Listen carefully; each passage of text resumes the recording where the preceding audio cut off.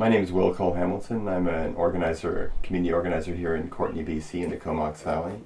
And I fell in love with the BC coast more than 30 years ago. I was about 11 years old.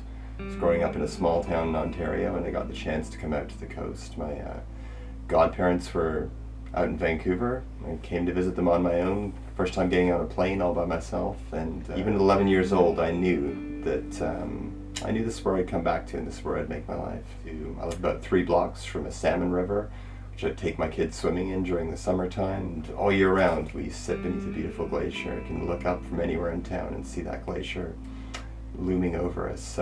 It's an incredible place. I couldn't imagine being anywhere else.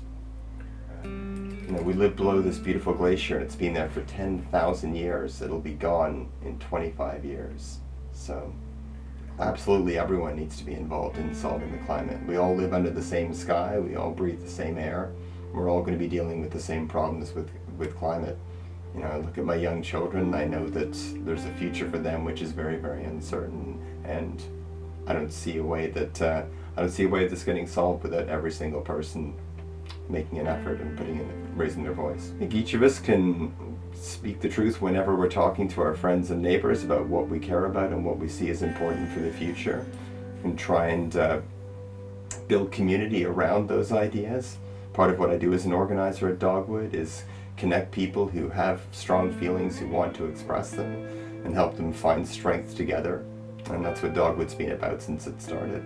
And I see all different types of organizations within civil society speaking a very similar message, saying climate change is important, it has to be dealt with, and not enough is being done. Dogwood is trying to achieve what we're all looking for, which is clean air, clean water, and a sustainable climate for the future.